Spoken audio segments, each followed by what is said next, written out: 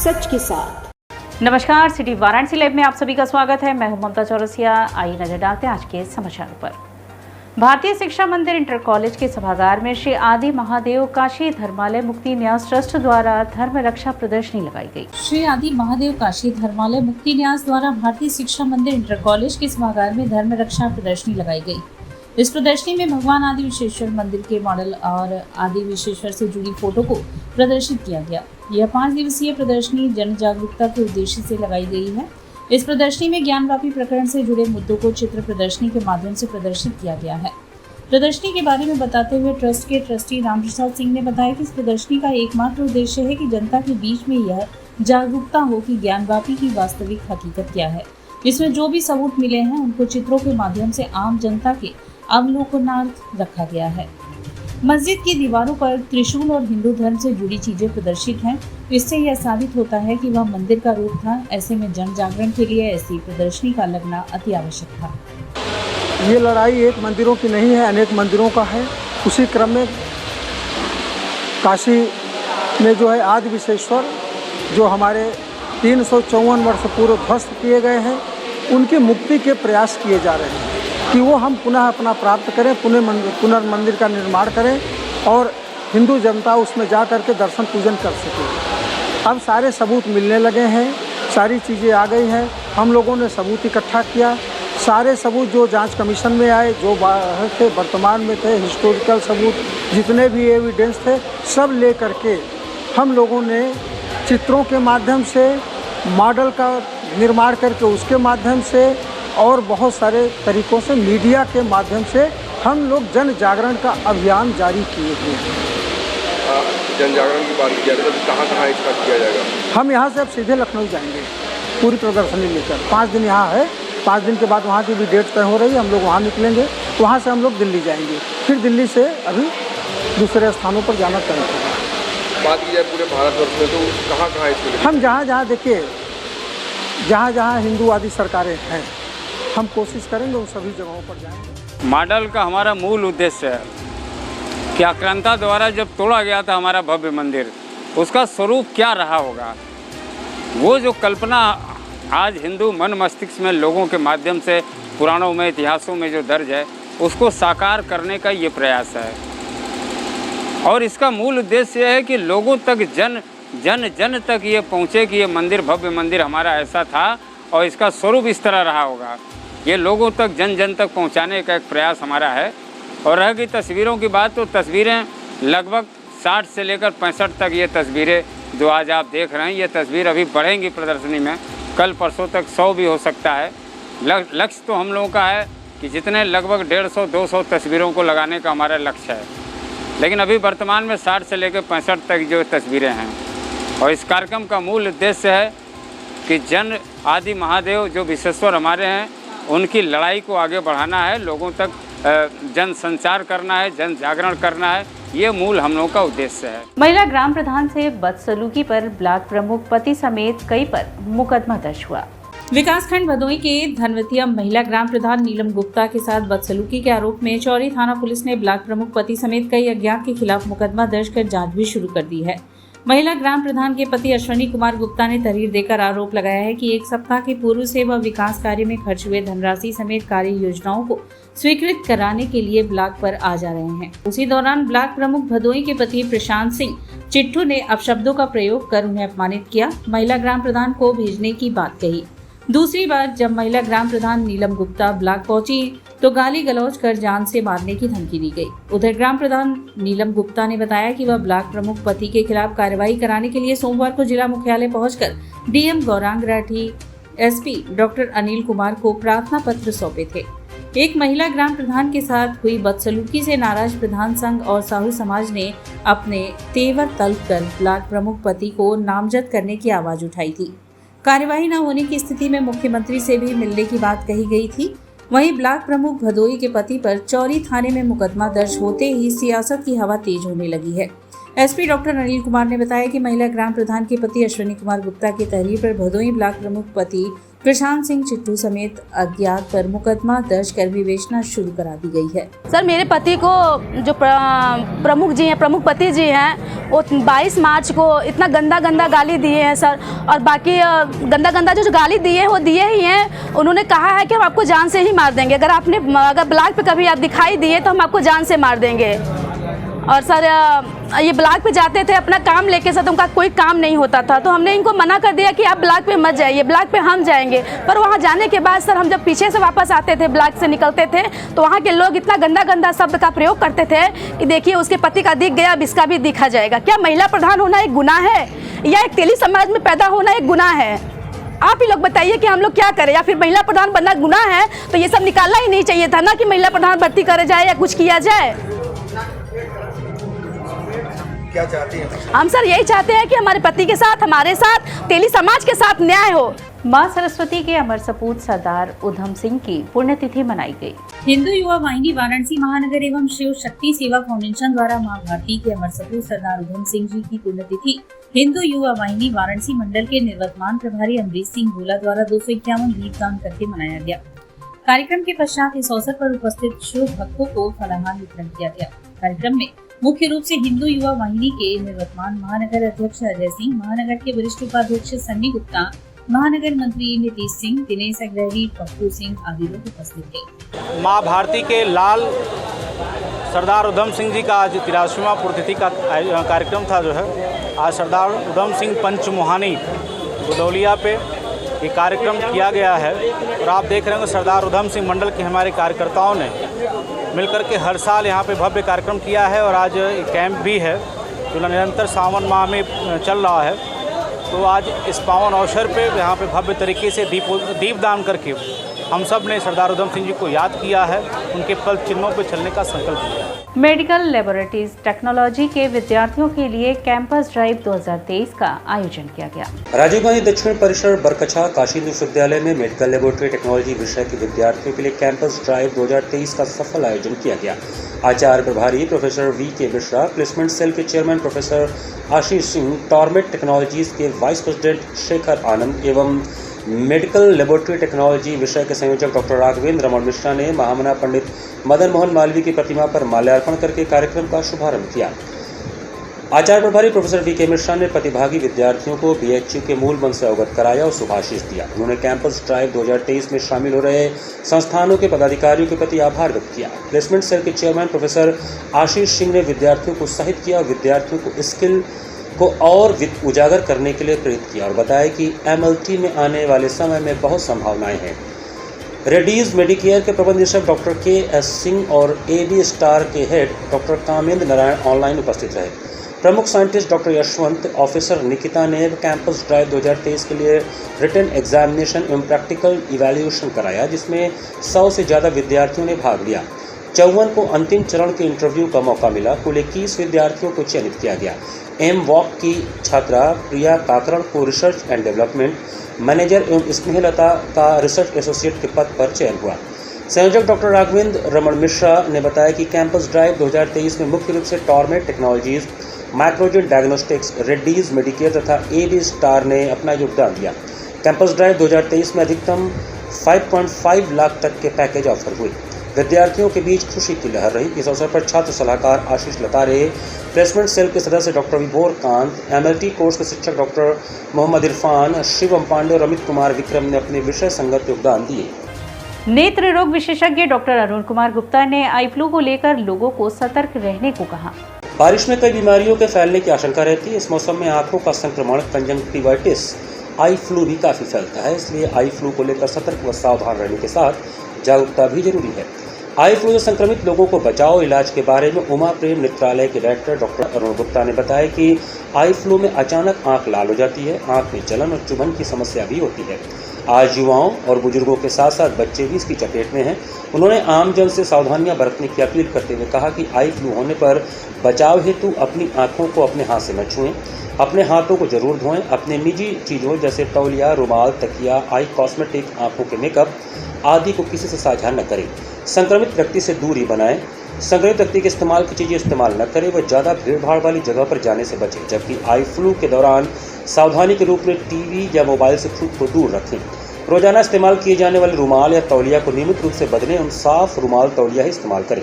समय समय पर हाथों को साबुन से धोएं और सैनिटाइजर का इस्तेमाल करें। हर एक आधे घंटे में आँखों को ठंडे पानी से धोएं। चश्मे का इस्तेमाल करें। आँखों को बार बार हाथों से न छुएं। हमारे नगर में, प्रदेश में और देश में इस समय आई फ्लू बहुत बढ़ता ही जा रहा है।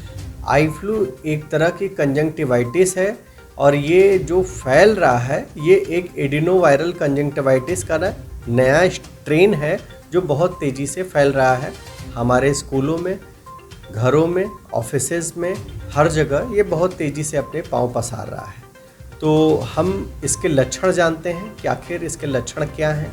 लक्षण में ये जो कंजंक्टिवाइटिस है, आँखें लाल हो जा रही हैं, बहुत ज़्यादा आँखों में चुभन हो रही है, आँखों से पानी आ रहा है, आँखें चिपक जा रही हैं और हमारे आँखों में दर्द भी हो रहा है सीवियर केस में, या कई बार हमारे आँख की पलकें सूज जा रही हैं। तो ये हमारे कंजंक्टिवाइटिस यानी आई फ्लू के लक्षण हैं। अब हम इनसे बचें कैसे? अगर किसी भी बच्चे को स्कूल के, वर्क के या आई फ्लू हुआ है तो वो हमेशा ये बात का ध्यान दें कि किसी भी चीज़ की शेयरिंग ना करें। जैसे हमारा रुमाल है, टिफ़िन है, और हमेशा अपने हाथों को अच्छे तरह से धुलें, सैनिटाइज करें, हैंड वॉश अच्छे से करें, शेयर बंद कर दें कोई भी चीज़ का, और आँखों से कोई जो पानी निकल रहा है वो किसी के कांटेक्ट में ना आए, और अपने आँखों पे एक प्रोटेक्टिव ग्लासेस का उपयोग ज़रूर करें। अगर आपको आई फ्लू हो गया है और आपको तकलीफ़ हो रही है तो आप एंटीबायोटिक और लुब्रिकेटिंग दवाओं का सेवन कर सकते हैं। स्टेरॉयड दवाएं अपने मन से न डालें और अपने नज़दीकी चिकित्सक से आई फ्लू को दिखा के चिकित्सकीय परामर्श के अनुसार अपना ट्रीटमेंट लें और इससे बच के रहें। धन्यवाद। और आई फ्लू आने से पहले क्या सावधानी बरत सकते हैं कि आई फ्लू ना हो? हमने जैसा कि बताया कि इसमें सबसे पहले जो होता है ट्रेसिंग, कि कोई कांटेक्ट में आ गया, जैसे मुझे लग रहा है कि भाई इस बच्चे को आई फ्लू है या इस व्यक्ति को आई फ्लू है और उसकी आंखें लाल हैं, तो हम उसके द्वारा छुई हुई कोई चीज़ें, जैसे कोई पेन है, मोबाइल है, पेपर है, फोल्डर है, फाइल है, कपड़े हैं, तो हम उसको इस्तेमाल न करें। और हमने उसके छुई हुई चीज़ों को अगर टच कर भी दिया है तो हम अपने हाथों को अच्छे तरीके से साबुन से हाथ धुलें और या अपने हाथों को सैनिटाइज़र से सैनिटाइज कर लें ताकि वायरस हमारे आँखों में न जाए। और किसी व्यक्ति की आंखें लाल हैं तो उसकी आंखों में बहुत ज़्यादा घूर के देखने की ज़रूरत नहीं है, वायरस उड़ के भी कई बार चला जाता है आंखों में। पुरुषोत्तम माह में भगवान पुरुषोत्तम के दर्शन को उनके दरबार में भक्तों का रेला उमड़ पड़ा। 18 जुलाई से श्रावण महीने में अधिमास शुरू हो चुका है। ऐसे में धर्म की नगरी काशी में चौक क्षेत्र में स्थित भगवान पुरुषोत्तम के मंदिर में माह पर्यंत मेला आयोजित किया गया है। 18 जुलाई से 16 अगस्त तक यह मेला चलेगा। अधिमास की शुरुआत से भगवान पुरुषोत्तम का भव्य श्रृंगार के साथ विधि विधान से पूजन किया जा रहा है। इस दौरान श्रद्धालुओं द्वारा भगवान पुरुषोत्तम को 33 मालपुओं का भोग लगाया जा रहा है। भगवान पुरुषोत्तम मंदिर के महंत ने बताया कि अधिमास 3 वर्ष में 1 महीने के लिए लगता है। इस महीने में भगवान पुरुषोत्तम यानी कि भगवान विष्णु की आराधना की जाती है। इस बार सावन के महीने में 18 जुलाई से 16 अगस्त तक अधिमास तक रहेगा। इस मास में भगवान पुरुषोत्तम की आराधना, दर्शन, पूजन, दान आदि का पुराणों में वर्णन है। महाभारत के द्रोणा पर्व अध्याय 203 में श्लोक संख्या 82 से 99 तक इसका वर्णन मिलता है। श्री पुरुषोत्तम भगवान का मूर्ति श्री त्र्यंबकेश्वर महादेव के मंदिर में काशी खंड के अनुसार चीरकाल से पूजित एवं सुविख्यात है। मंदिर के महंत शंकर दीक्षित ने आगे बताया कि सावन के अधिक मास में भगवान पुरुषोत्तम को मालपुए का भोग लगता है और काशी की थाली में अर्पित किया जाता है। बताया कि हर 33 माह में एक अधिक मास होता है जो भगवान पुरुषोत्तम को समर्पित है। भगवान पुरुषोत्तम को मालपुए का भोग लगाने से घर में सुख, समृद्धि व ऐश्वर्य की कमी नहीं होती है। यहाँ गोदावरी कुंड में 33 माह के हिसाब से 33 बत्ती जलाई जाती है। भगवान पुरुषोत्तम को ये समर्पित है और इस मास में भगवान पुरुषोत्तम को काशी की थाली में मालपुए का नैवेद्य लगाया जाता है, स्वर्ण दान, रजत दान किया जाता है, गौदान किया जाता है। स्कंद पुराण में इसका विशेष महत्व है और भगवान पुरुषोत्तम को इस मास में समर्पित है ये मास। और यहाँ पे गुप्त गोदावरी तट है, जहाँ पे 33 ताक की 33 बत्ती जलाई जाती है भगवान पुरुषोत्तम के नाम से। और यहाँ पे सब 33 चढ़ता है, क्योंकि भगवान विष्णु को 33 कोटि देव के स्वामी कहा जाता है। इसी कारण भगवान पुरुषोत्तम को 33 सब चीज़ 33 ही चढ़ता है। 33 मालपुए का भोग लगाया जाता है, 33 ताक की 33 बत्ती जलाई जाती है, सब 33 रहता है, क्योंकि 33 कोटि देव के स्वामी विष्णु भगवान ही है। और यह वक्त चला है एक छोटे से ब्रेक का, मिलते हैं ब्रेक के बाद। वाराणसी लाइव, सच के साथ। I am a student of Jeevandeep Mahavidyalaya. I am proud of Mahavidyalaya for excellent faculty, best support and best infrastructure and best place. I am a student of Jeevandeep Mahavidyalaya. I am proud of Mahavidyalaya for excellent faculty, best support and best infrastructure and best place. I am a student of Jeevandeep Mahavidyalaya. I am proud of Mahavidyalaya for excellent faculty, best support and best infrastructure and best place. Varanasi live, सच के साथ। और break के बाद पुनः आपका स्वागत है। वात्सल्य सोसाइटी द्वारा 9वां मिस एंड मिसेस बनारस प्रतियोगिता का आयोजन हुआ। वात्सल्य सोसाइटी द्वारा आयोजित 9वां मिस एंड मिसेस बनारस प्रतियोगिता का द्वितीय ऑडिशन रविवार को महमूदगंज स्थित एक होटल में आयोजित किया गया। इस 9वां मिस एंड मिसेस बनारस प्रतियोगिता 2023 के द्वितीय ऑडिशन में मिसेस में 35 प्रतिभागी एवं मिस में 15 प्रतिभागी शामिल हुए। ऑडिशन के प्रथम राउंड में प्रतिभागियों ने आकर्षक परिधानों पर रैंप वॉक किया। द्वितीय राउंड में निर्णायकों के द्वारा पूछे गए प्रश्नों का उत्तर प्रतिभागियों ने दिया एवं तृतीय राउंड टैलेंट राउंड में मिस एंड मिसेस बनारस की प्रतियोगियों ने फिल्मी गीतों पर नृत्य किया। इस ऑडिशन में 25 मिसेस एवं 10 मिस का चयन किया गया। आज के इस ऑडिशन के मुख्य अतिथि पॉपुलर हॉस्पिटल के डायरेक्टर डॉक्टर ए.के. कौशिक एवं डॉक्टर किरण कौशिक मुख्य रूप से उपस्थित होकर प्रतिभागियों का उत्साह बढ़ाए। ऑडिशन में निर्णायकों में मुख्य रूप से Vandana Singh, winner Mrs India 2022 Singh, विग्रेड Mrs Banaras 2022 Shampa Samanta Palit, winner Kohinoor Mrs India Prince Hasan, winner Mister India Ayushi Yadav, runner up Mrs Banaras 2021 Palak, Miss Banaras winner 2022 आदि उपस्थित थे। इस प्रतियोगिता का मेगा फाइनल 28 अक्टूबर 2023 को सिगरा स्थित एक होटल में संपन्न होगा।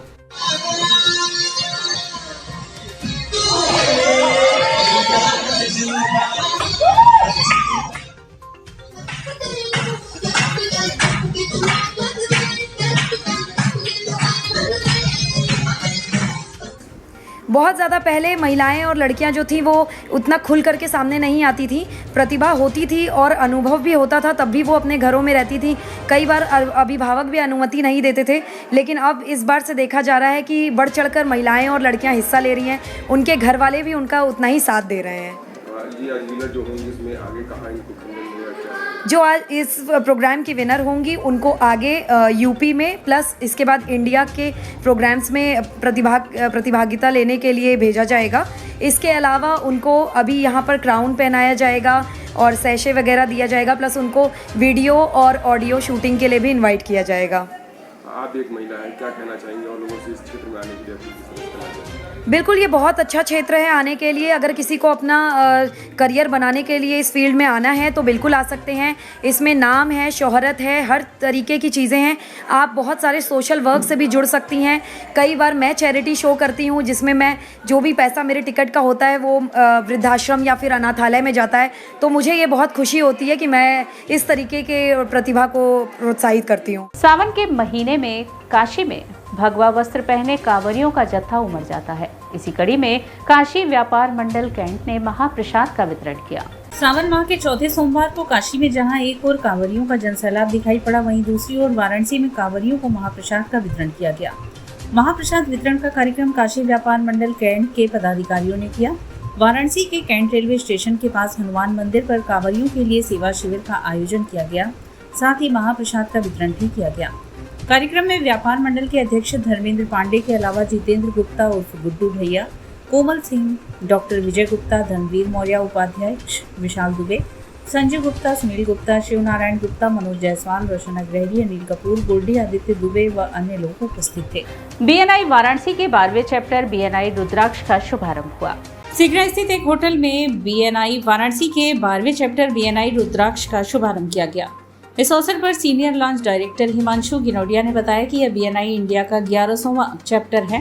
इंडिया का BNI व्यापारियों का समूह है जो एक दूसरे को रेफरल के माध्यम से बिजनेस प्रदान करते हैं। 12वें चैप्टर के लॉन्चिंग पर एम्बेसडर जिमी तजेजा ने कहा कि BNI गिव एंड गेन की फिलॉसफी को फॉलो करता है। अगर आप दूसरे के व्यापार को बढ़ाने के लिए आगे आते हैं तो आपको भी व्यापार मिलने की संभावना बढ़ जाती है। BNI वाराणसी के एग्जीक्यूटिव डायरेक्टर आयुष नरसरिया ने बताया कि BNI वाराणसी के मेंबर्स ने पिछले 5 सालों में लगभग 300 करोड़ का व्यापार इस प्लेटफॉर्म के माध्यम से किया है। BNI एकमात्र ऐसी संस्था है जहां नेटवर्किंग और बिजनेस के साथ व्यापारियों को लर्निंग की भी अपॉर्चुनिटी मिलती है, जिससे वे अपने व्यापार को और ज़्यादा बड़ा कर सकते हैं।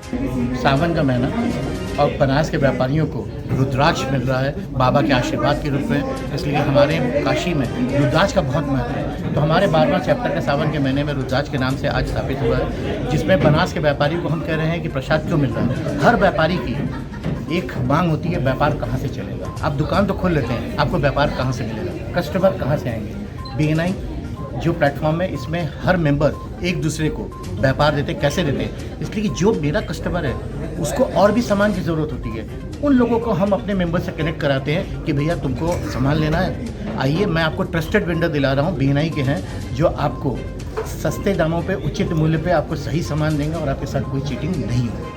समाज कार्य के क्षेत्र में जागो और जगाओ फाउंडेशन संस्था समाज कार्य के क्षेत्र में सक्रिय है। जागो और जगाओ फाउंडेशन के द्वारा मंगलवार को एक प्रेस वार्ता की गई। प्रेस वार्ता में जागो और जगाओ फाउंडेशन के द्वारा समाज में किए गए कार्यों के बारे में मीडिया को जानकारी देते हुए बताया गया कि पिछड़े, दलित और गरीब महिलाओं और बच्चों को फ्री में शिक्षित और जागरूक करने का कार्य किया जा रहा है। गांव की महिलाओं को सैनिटरी पैड का भी वितरण किया जा रहा है। महिलाओं को सैनिटरी पैड का इस्तेमाल करने के बारे में भी जानकारी दी जा रही है और पर्यावरण को देखते हुए वृक्षारोपण का भी कार्य किया जा रहा है। प्रेस वार्ता को शशांक श्रीवास्तव सचिव, सनोज भारती सदस्य, ज्योति कुमारी कार्यवाहक अध्यक्ष, मुमताज बानो ने संबोधित किया।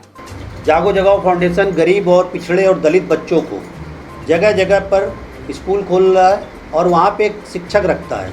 उस शिक्षक के माध्यम से पिछड़े और दलित और मुस्लिम समाज के लोगों के बच्चों को फ्री में शिक्षा दी जाती है। उनको कापी, पेंसिल, रबड़, जो भी शिक्षा संबंधी ज़रूरत है, बस्ते हैं या बैग है स्कूल का, वो दिया जाता है और उनको प्रतिदिन 1 घंटा शिक्षा दी जाती है वहाँ के लोकल टीचर के द्वारा। हमने कई ज़िलों में स्कूल खोले हैं, जैसे कि कानपुर, लखनऊ, सुल्तानपुर, जौनपुर, अयोध्या, चंदौली, बनारस। अभी इन ज़िलों में हमने अपने स्कूल खोले हैं जहाँ पे हमारे द्वारा रखे हुए शिक्षक जो फ्री में बच्चों को शिक्षा दे रहे हैं प्रतिदिन 1 घंटा। अविरल गंगा स्पोर्ट्स सोसाइटी बनारस ने अपना प्रथम स्थापना दिवस मनाया। अविरल गंगा स्पोर्ट्स सोसाइटी बनारस का प्रथम स्थापना दिवस समारोह राम प्यारी रस्तोगी इंटर कॉलेज में मनाया गया। कार्यक्रम के मुख्य अतिथि अन्नपूर्णा मंदिर के महंत शंकरपुरी महाराज रहे। वहीं विशिष्ट अतिथि भोले शंकर रस्तोगी, केशव जालान, विमल कुमार त्रिपाठी, दिलीप सिंह रहे। कार्यक्रम का शुभारंभ भगवान राधा कृष्ण की मूर्ति पर माल्यार्पण व दीप प्रज्वलन कर दिया गया। संस्थापक अध्यक्ष सीमा गौड़ ने आए हुए अतिथियों का स्वागत किया। कार्यक्रम में गणेश वंदना के साथ बच्चों ने सांस्कृतिक कार्यक्रम की प्रस्तुति की। इस दौरान अध्यक्ष सीमा गौड़ ने बताया कि हमारा प्रयास है कि जो बच्चे आर्थिक तंगी के कारण बेहतर शिक्षा प्राप्त नहीं कर पाते, उन्हें बेहतर शिक्षा प्रदान करने के साथ ही उनके अंदर छिपी हुई प्रतिभा को निखारने का कार्य किया जाए। इस अवसर पर संस्था के सभी सदस्य मौजूद रहे। इस संस्था का उद्देश्य है, आपने देखे होंगे बहुत से गरीब बच्चे हैं जो जीवन में अपनी ज़िंदगी के बारे में तो कुछ समझते ही नहीं है, जो अपने अंदर जो प्रतिभा है उसको भी नहीं जानते हैं। वो आर्थिक तंगी के कारण जीवन में उस दिशा में बढ़ जाते हैं जहाँ पर हुनर होते हुए भी वो अपने लिए वो चीज़ें ना सोचकर बाहरी दुनिया की चीज़ों में लगकर अपने व्यक्तित्व को ख़राब कर देते हैं। तो मैं ऐसे बच्चों को पढ़ाई के माध्यम से, शिक्षा के माध्यम से, खेल कूद के माध्यम से इनकी सोच बदलने का कार्य करना चाहती हूँ, ताकि ये बच्चे रास्ते में भटके ना और अपनी प्रतिभा के बल पे आगे आए। और हमें इनकी प्रतिभा लेके आनी है समाज के द्वारा, ताकि वो दबी ना रह जाए। और इसी के साथ सिटी वाराणसी लाइव का यह प्रसारण यही समाप्त होता है। ममता चौरसिया को दे इजाजत। नमस्कार।